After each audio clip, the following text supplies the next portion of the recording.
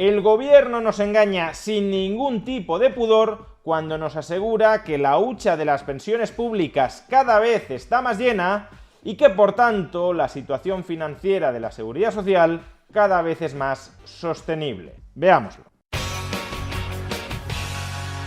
La ministra de Seguridad Social, Elma Saiz, saca propagandísticamente pecho ante los españoles porque el Fondo de Reserva de las Pensiones lleva 2 años consecutivos incrementándose. Como podéis ver en este gráfico que nos ha adjuntado la propia ministra en su cuenta en la red social X, la dotación del Fondo de Reserva de la Seguridad Social pasó de 2.100 millones de euros en el año 2022 a 5.500 millones de euros en el año 2023 y se espera que termine este año 2024 en 9.300 millones de euros. Y siendo ello así, parecería que la Seguridad Social se halla en una coyuntura financiera magnífica. Si la Seguridad Social en estos momentos está siendo capaz de incrementar sostenidamente su fondo de reserva, la hucha que mantiene para poder pagar las pensiones futuras será que ahora mismo a la Seguridad Social le sobra el dinero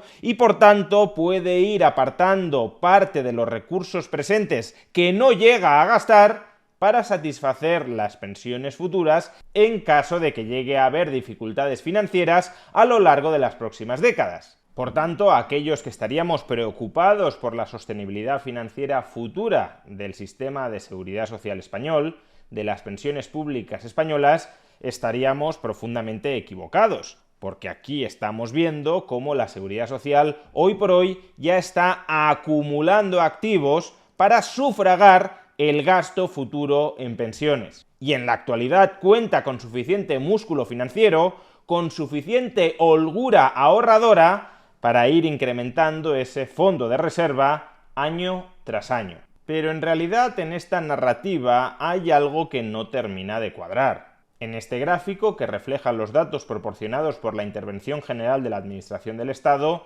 observamos la evolución anual de los ingresos y de los gastos de la Seguridad Social. Y como podemos observar, desde el año 2009, los gastos de la Seguridad Social han superado los ingresos de este organismo público, también durante los años 2023, 2022 o 2021. O si preferimos visualizar el gráfico como la diferencia entre ingresos y gastos, es decir, como el superávit o el déficit de la Seguridad Social, podremos observar lo que ya hemos dicho. Desde el año 2009, la Seguridad Social tiene déficit en sus cuentas públicas. En 2023, por ejemplo, el déficit público de la Seguridad Social ascendió al 0,56% del PIB español. Y téngase presente, además, que este déficit público de la Seguridad Social se produce a pesar de que, desde el año 2020, la Administración Central del Estado está insuflando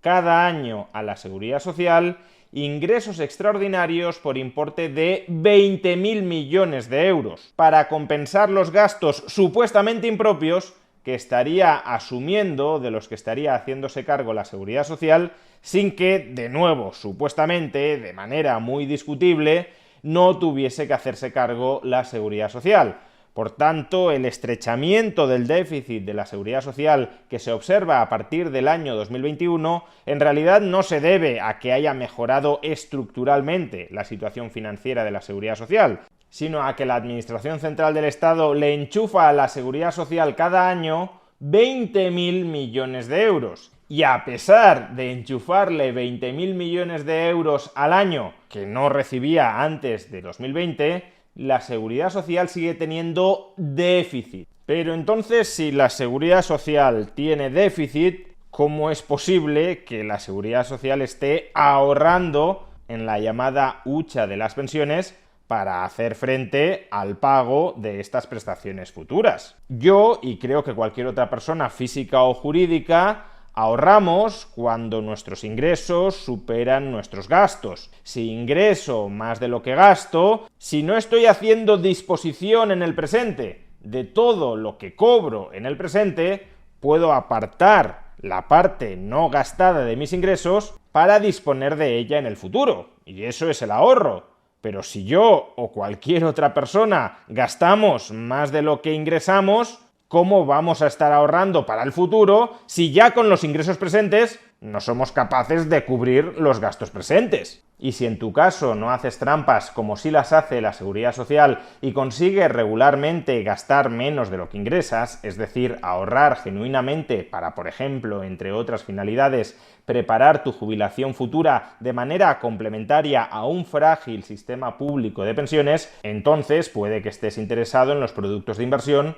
que ofrece la entidad que apadrina este vídeo, Freedom24. A través del broker de Freedom24 no solo puedes invertir, por ejemplo, en ETFs que replican las principales bolsas mundiales, por ejemplo el Standard & Poor's 500, cuya rentabilidad histórica acumulada ha sido en términos reales después de inflación del 7%, sino que el ahorro temporalmente no invertido que tengas dentro de este broker, dentro de Freedom24, liquidez, será remunerada a un tipo de interés anual del 3,17% en euros o del 4,83% en dólares. Y alternativamente, si decidieras inmovilizar esa liquidez a un plazo de 3, 6 o 12 meses, la rentabilidad anual que en estos momentos ofrece Freedom24 es de hasta el 5,22% en euros y de hasta el 7,97% en dólares. Y tanto el plan de ahorro diario como el plan de ahorro a largo plazo de Freedom24 están cubiertos por un importe de hasta 20.000 euros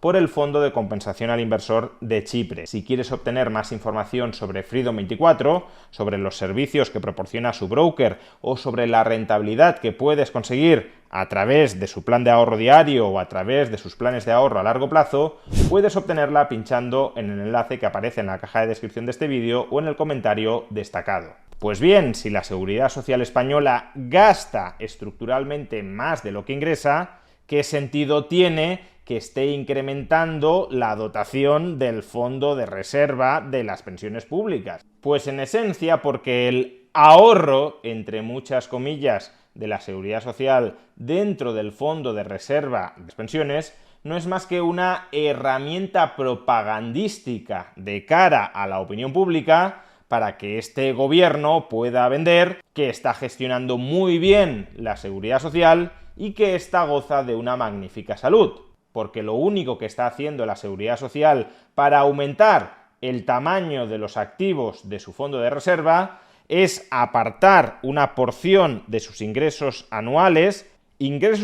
que son insuficientes para cubrir sus gastos anuales, apartar una porción de sus ingresos anuales para destinarla al fondo de reserva de la Seguridad Social. Pero claro, si los ingresos ya no te cubrían los gastos y una parte de los ingresos la trasladas al fondo de reserva de la Seguridad Social, entonces el desequilibrio entre lo que ingresas hoy y lo que gastas hoy se incrementa todavía más. Si yo ingreso 100 y gasto 120 y encima de las 100 aparto 30 para meterlas en una hucha de cara al futuro, pues entonces el desequilibrio entre ingresos y gastos, que era de 20, ingreso 100, gasto 120, pasa a ser ahora de 50. Los ingresos que tengo disponibles en el presente son 70 y sin embargo sigo gastando 120. Y para poder gastar 120 ingresando efectivamente 70, me tendré que endeudar por 50. Tendré que pedir un préstamo de 50 para que 70 de ingresos disponibles más 50 que he pedido prestado